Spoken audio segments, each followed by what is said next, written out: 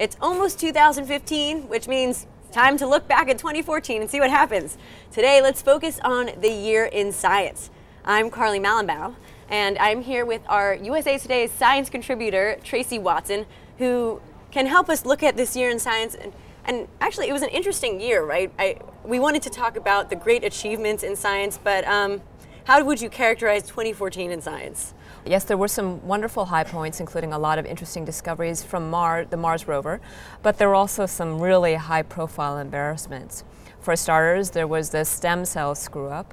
Scientists announced in January in the journal Nature, which is one of the most prestigious and high-profile journals in the world, that they discovered a very simple way of making stem cells, which are really important for medical applications.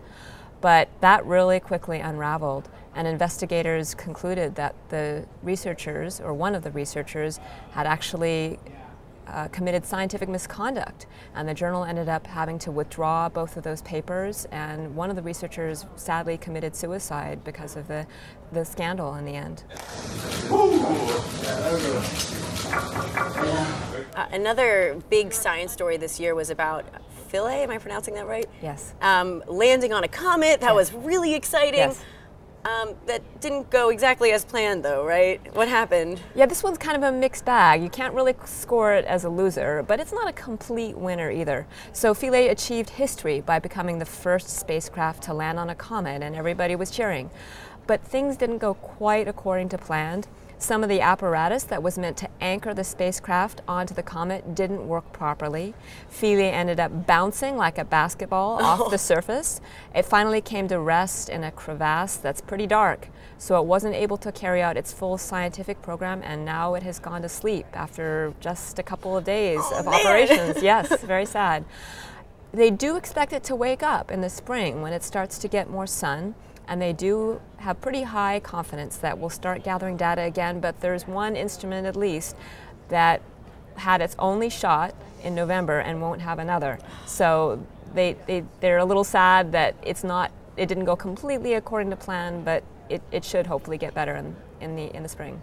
Another exciting science thing that happened that later turned out to be not so exciting is, you talk about in your story, there was this discovery that maybe the universe expanded early. Can you explain this finding and what happened with this finding? Yes, so in March there was a very high-profile press conference by scientists from Harvard and elsewhere announcing that they'd seen radiation patterns in the universe showing that there was such a thing as cosmic expansion, which was a super fast expansion of the universe at the very beginning of the Big Bang, billions and billions of years ago. And scientists have been looking for evidence of what's called inflation for decades, and they were very excited about this. One physicist called this the discovery of the century. But? And there's a but.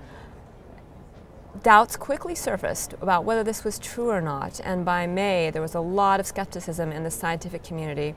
And by June, the researchers themselves who had announced this discovery were starting to get a little bit of little cautious about it.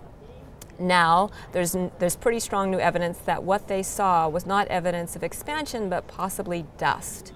And it's still possible that they'll turn out to have been right. It's still possible that they found evidence of cosmic inflation. I've noticed that in movies, in TV shows, there's actually been a big emphasis on science.